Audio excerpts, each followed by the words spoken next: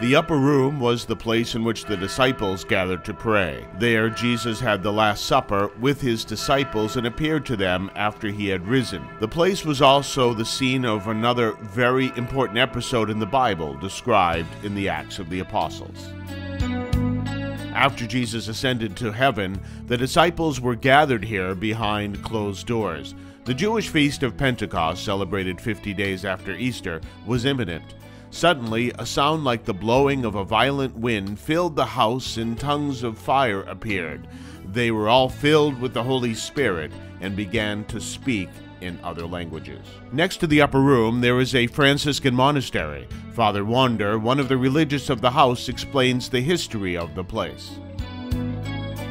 No período bizantino, in the Byzantine period, different shrines were built, not only on Mount Zion, but in various parts of the Holy Land, in the places narrated in the Gospel. Here, a large church called Holy Zion was built. chamada Santa Sião. The site was the scene of destruction and reconstruction. During the medieval era, the Franciscans came and settled their first convent in the Holy Land here. They were expelled by the Turks in the 16th century and later returned in 1920. Today they can celebrate an official liturgy twice a year, on Holy Thursday and on the day of Pentecost. We, as sons of St. Francis, strive to preserve our presence in this place so dear to the Christian experience, and we do this in a discreet manner, respecting all religious groups who come here. We give Christian pilgrims a place to celebrate the Eucharist as well as other sacraments, as close as possible to the upper room. Do Cenacle, celebrar a Eucaristia e outros sacramentos. The upper room is part of the itinerary of pilgrimages to Jerusalem. People from around the world come here to perceive the experience lived by the apostles. Father Jonas lives in Italy and came from Brazil with his parents. Para nós é uma alegria estar aqui.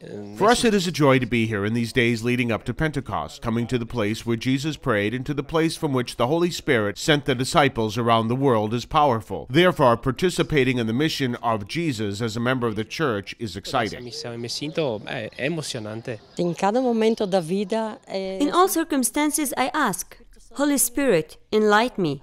And now this is the descent of the Holy Spirit, and I actually see the strength this experience gives me to be able to continue my journey. Poder seguir a caminhada. Pentecost was a break for Christianity. With the coming of the Holy Spirit, the disciples were filled with courage and wisdom. It was all they needed to proclaim the risen Christ to the four corners of the world. E essa missão, ela se renova hoje. And this mission is renewed today through the Spirit who acts in freedom and continually renews his church. We are called to be missionaries, both men and women.